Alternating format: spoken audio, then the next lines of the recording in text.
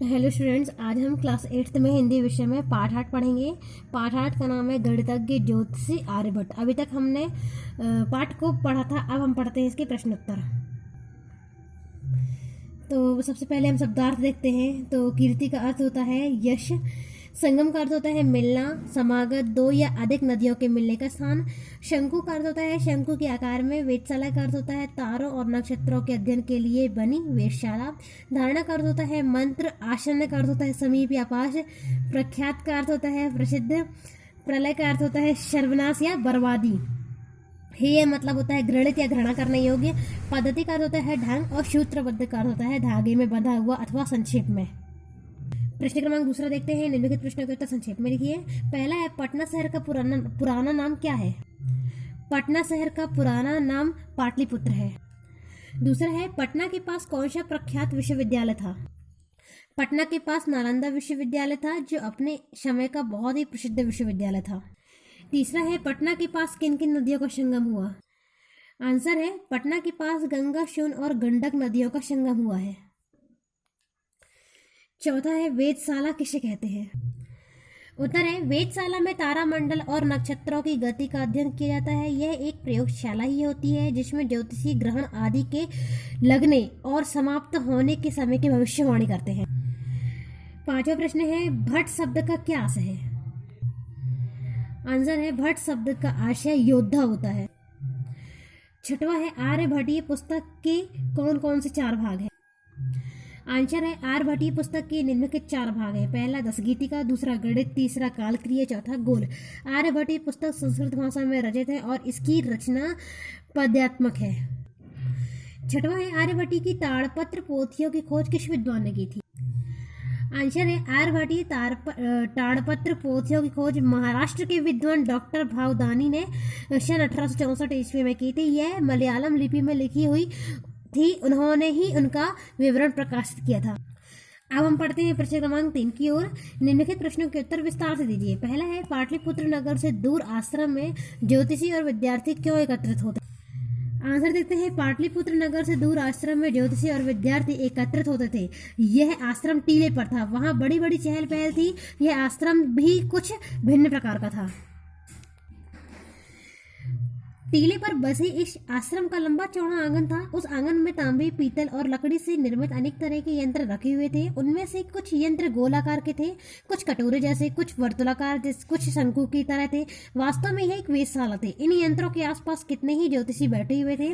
ये सभी बहुत प्रसिद्ध थे। साथ ही वहाँ अनेक विद्यार्थी भी बैठे हुए थे। वे वहाँ इकट्ठे होकर हिसाब लगाकर भविष्यवाणी किया करते थे कि ग्रहण किस समय लगेगा, कहाँ दिखाई देगा और इस ग्रहण का समय क्या होगा। वे अपनी गणना के अनुसार की गई भविष्यवाणियों की सत्यता की परख करने के लिए वहां एकत्र हुआ करते थे। दूसरे प्रश्न देखते हैं। पृथ्वी अपनी धुरी पर चक्कर लगाती है, इस कथन को आर्यभट्ट ने किस तरह लोगों को समझाया? आंसर देखते हैं आर्यभट्ट ने कभी भी आंखें मूंदकर पुरानी गलत धारणाओं को स्वीकार नहीं किया। वे अपने विचारों को बिना झिझक और भय के प्रस्तुत कर दिया करते थे। उन्होंने ग्रहणों और आकाश की अन्य अनेक घटनाओं के संबंध में स्वतंत्र रूप से अपने विचार रखे। उन्होंने लोगों को खुलकर बताया कि हमारी पृथ्वी अपनी धुरी पर चक्कर लगाती है, वह स्थिर नहीं है। आकाश का तारामंडल स्थिर है। आर्यभट्ट ने यह भी स्पष्ट किया कि पृथ्वी अपनी धुरी पर पश्चिम से पूर्व की ओर घूमती है और इसके साथ हम भी घूमते रहते हैं। इसलिए आकाश का स्थिर तारामंडल हमें पूर्व से पश्चिम की ओर जाता हुआ जान पड़ता है। तीसरा प्रश्न देखते हैं। आर्यभट्ट ने सूर्य ग्रहण और चंद्र ग्रहण के विषय में क्या विचार व्यक्त किए? आंसर देखते हैं। कुछ आचार्य और विद्यार्थी पाटलिपुत्र के आश्रम की वेधशाला में बैठकर आपस में चर्चा कर रहे थे कि ग्रहण क्यों लगता है। उनमें से कुछ कह रहे थे कि धर्म ग्रंथों में लिखा हुआ है कि ग्रहण के समय राहु नाम का राक्षस सूर्य और चंद्रमा को निकल जाता है। हमें चाहिए कि इन ग्रंथों की बातों पर हमें विश्वास करना चाहिए। परंतु वहां उपस्थित विद्यार्थी मंडल में एक तरुण विद्यार्थी बैठा हुआ था। वह अपने साथी विद्यार्थियों को समझा रहा था कि पृथ्वी की बड़ी छाया जब चंद्रमा पर पड़ती है तो चंद्र ग्रहण पड़ता है, और इसी तरह जब चंद्रमा पृथ्वी और सूर्य के बीच आता है तो सूर्य को ढक लेता है, तब सूर्य ग्रहण होता है। राहु नामक राक्षस सूर्य अथवा चंद्र को निगल जाता है। यह सब कपोल कल्पित धारणा है, हमें इनमें विश्वास नहीं करना चाहिए। प्रश्न क्रमांक 4 देखते हैं। ज्ञान विज्ञान के क्षेत्र में संसार को प्राचीन भारत की क्या देन है? आंसर है ज्ञान विज्ञान के क्षेत्र में संसार को प्राचीन भारत की सबसे बड़ी देन है शून्य सहित केवल 10 अंक संकेतों से भी संख्याओं को व्यक्त करना। इस दार्शनिक स्थानमान अंक पद्धति की खोज आर्यभट्ट ने 300-400 वर्ष पहले से कर चुकी थी। आर्यभट्ट इस नई अंक पद्धति से परिचित थे। उन्होंने अपने ग्रंथ के शुरू में वृंद 1 अरब अर्थात अरब तक की 10 गुणोत्तर संख्याएं संज्ञा देकर लिखा है। इनमें प्रत्येक स्थान अपने पिछले स्थान से 10 गुना है। आर्यभट्ट ने हमारे देश में गणित ज्योतिष के अध्ययन की एक नई स्वस्थ परंपरा शुरू की। इस तरह यह कहा जा सकता है कि प्राचीन भारत में ज्ञान विज्ञान के क्षेत्र में संसार को बहुत बड़ी उपलब्धि कराई। लास्ट क्वेश्चन देखते हैं, आर्यभट्ट को प्राचीन भारतीय विज्ञान का सबसे चमकीला सितारा क्यों कहा गया? आंसर देखते हैं, आर्यभट्ट दक्षिणापथ में गोदावरी तट क्षेत्र में अश्मक जनपद के रहने वाले थे। बाद में ये अश्मकाचार्य के नाम से प्रसिद्ध हो गए। आर्यभट्ट बचपन से ही तेज बुद्धि थे। वे गणित और ज्योतिष के अध्ययन में गहरी रुचि लेते थे। वे इन दोनों विषयों गणित और ज्योतिष के अध्ययन के लिए अश्मक जनपद से पाटलिपुत्र पहुंचे। इन दोनों स्थानों के मध्य की दूरी हजारों मील थी। आर्यभट्ट आंख मूंदकर पुरानी गलत बातें नहीं मानते थे।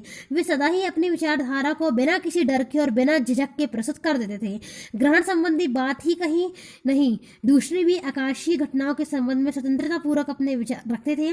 वे एक साहसी ज्योतिष वैज्ञानिक थे। उन्होंने पृथ्वी की गति के बारे में अपने विचार खुलकर सबके सामने रखे थे। वे सबसे पहले ज्योतिषी थे जिन्होंने स्पष्ट रूप से अपने शब्दों में कहा कि पृथ्वी स्थिर नहीं है, यह अपनी धुरी पर चक्कर लगाती है। स्थिर तो आकाश का तारामंडल है। इसके अतिरिक्त आर्यभट्ट ने हमारे देश में गणित और ज्योतिष के अध्ययन की एक नई स्वस्थ परंपरा शुरू की। इसलिए आर्यभट्ट को प्राचीन भारतीय विज्ञान का सबसे चमकीला सितारा कहा जाता है। आज हम इस वीडियो में प्रश्न क्रमांक 3 तक ही पढ़ेंगे। नेक्स्ट वीडियो में हम भाषा अध्ययन देखते हैं।